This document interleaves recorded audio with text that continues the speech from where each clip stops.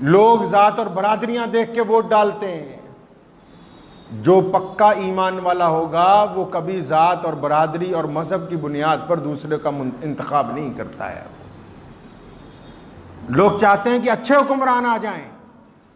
हर बंदा मुल्क में किसी से पूछो, हिंदू से, मुसलमान से, सिख से, दलित से, किसी से पूछो कि भाई कैसी सरकार हो जी, अच्छे लोग आने चाहिए जो रोटी दें, कपड़ा दें, मकान कम से कम गरीब लोगों के पास आ जाए। लेकिन जब ये वोट डालने जाते हैं तो कहते दे दो 500, 1000 रुपए, शराब की बोतल दे जाओ, बिरयानी की देग दे जाओ, जो दे सकते हो दे दो। अब जो लोग अपनी वोट को बेचते हो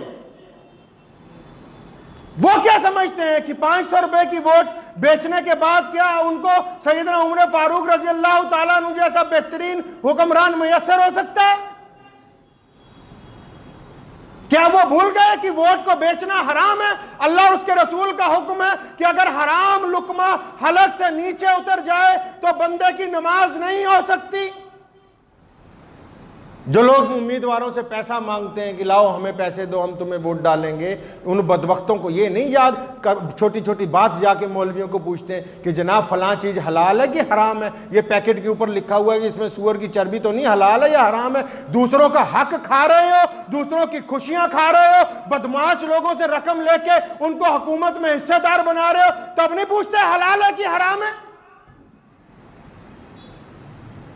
वो लोग कामयाब नहीं हो सकते कभी जिनका नजरिया सिर्फ हुकूमत करना हो, वो कामयाब नहीं हो सकते। जिनका नजरिया लोगों के दिलों को जीतना होगा, और उन लोगों को अच्छे हुक्मरान मिलेंगे जो बजाते खुद ये चाहते हैं कि हम बेईमान नहीं बनना चाहते।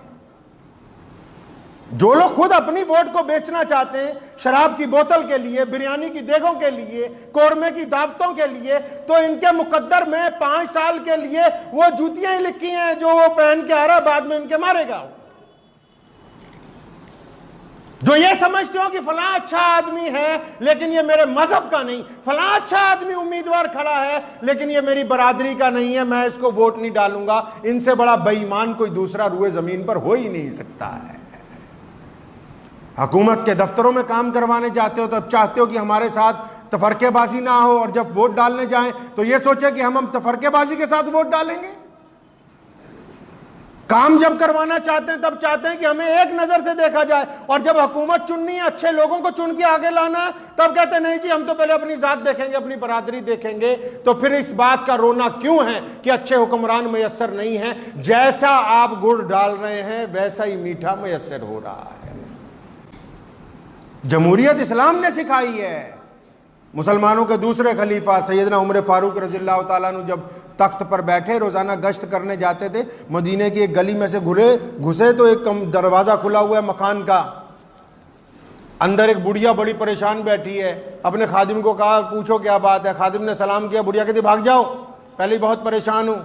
समझ गए कि कोई बड़ा मसला है, अकेली बूढ़ी अम्मा बैठी है। खुद अंदर गए, सलाम किया, पूछा अम्मा क्या बात है? कहने लगी बेटा आज 5 दिन हो गए घर में खाना नहीं है, बेवा हूं मैं, और मुझे इतना गुस्सा चढ़ा हुआ है अमीरुल मोमिनीन उमर फारूक पर, उसे पता ही नहीं कि मेरे घर में खाना है नहीं।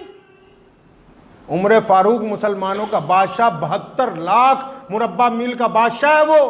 कैसरो किसरा के बड़े बड़े शहजादे लाइन में लगते हैं उसको मिलने के लिए। पूरी दुनिया की हुकूमतों के सफीर मस्जिद नबी के बाहर खड़े होते हैं कि उमर फारूक की जियारत करनी है, और वो मुसलमानों का बादशाह उस बुढ़िया के सामने खड़ा कांप रहा है। उसने क्या कहा उमर फारूक ने उस बुढ़िया से? अम्मा जी नाराज क्यों होती हो? उमर तो बेचारा बहुत कमजोर आदमी है, उसे पता नहीं ना लगा होगा कि आपके घर में कुछ है नहीं, अगर उसे खबर होती तो आपके पास जरूर पहुंच जाता। अम्मा जी आप इतना नाराज ना हो। उस बुढ़िया ने क्या कहा वो सुनो, जो इस मुल्क के लोगों को सोचना होगा। उस बुढ़िया ने कहा कि सुन, जो बड़ी तारीफ कर रहा है तू उमर की, उसे जाके कह कि अगर लोगों का ध्यान नहीं रख सकता हुकूमत क्यों करता है? अगर आवाम का ध्यान नहीं रख सकता, अगर गुंडागर्दी नहीं बंद कर सकता, अगर कत्लो गारत नहीं बंद कर सकते, अगर अय्याशी बदमाशी की अड्डा नहीं बंद कर सकते, हुकूमत क्यों करते हो फिर? उस औरत ने कहा, बूढ़ी औरत ने, सैयदना उमर, उसको नहीं पता कि अमीरुल मोमिनीन है। कहने लगी अगर उसे यही नहीं पता कि मदीने की एक बूढ़ी औरत घर में फाके से है तो फिर वो हुकूमत क्यों करता है? हुकूमत छोड़ दे, किसी और को दे दे जो इंसानों की खबरगिरी कर सके। घर गए, सारा खाने का सामान, बेशुमार दिनार लेके आए अपने खादिम के साथ, और वहाँ ईरान के बादशाह के एम्बेसडर आए हुए मस्जिद नबवी में बैठे हुए कि मुसलमानों के खलीफा से मिलना है। उनका फौजी दस्ता पहुंचा हुआ कि जनाब हमारी जान छोड़ो, हमारा बादशाह माफ़ी मांगता, अमीरुल मोमिनीन के साथ हमें मिलवा दो। और यहाँ उमर फारूक अंगीठी जला रहे हैं उस बुढ़िया की, जल नहीं रही, लकड़ियां थोड़ी गीली हैं, इतना धुआं है, आंखें सुर्ख हो गई, हलक में धुआं उतर गया, खांस भी रहे हैं। अंगीठी आखिर अल्लाह अल्लाह करके जली, रोटी पकाई, सालन पकाया, बुढ़िया के सामने रखा। अब वो बुढ़िया खाने लगी तो फिर गुजारिश कर रहे, अम्मा जी उमर फारूक को माफ कर देना, वो बेचारे को पता नहीं होगा। अम्मा वहीं डटी हुई है, कहती नहीं, उसने ऐसी बात कही। उमर फारूक रोने लगे, कहने लगे सुन बेटा, मेरी जब जान निकलेगी ना, मैं रसूलुल्लाह के पास जाकर उमर फारूक की शिकायत करूंगी। उधर मस्जिद नबवी में सफ़ीर आए हुए हैं, हज़रत अली रज़ियल्लाहु ताला अन्हु बड़े परेशान हैं, और साथ में हज़रत शर्जील बिन हसना कि भाई ये खलीफा कहाँ गए, कहाँ? अली रज़ियल्लाहु ताला लोगों को पूछते फिरते, उमर कहाँ है? कोई कह रहा अभी यहाँ थे, उधर को गए, अभी यहाँ बोरी उठाए जा रहे थे, उधर को। जब पता करते करते उस बुढ़िया के घर पहुँच गए, हुक्मनामे पर किसी पे दस्तखत करवाने थे, जाके सलाम किया, अस्सलामु अलैकुम या अमीरुल मोमिनीन। अब उस बुढ़िया के पैरों के नीचे से ज़मीन निकल गई, कहती ओहो ये तो खुद उमर फारूक है जिसको मैं इतनी देर से डांट रही हूँ।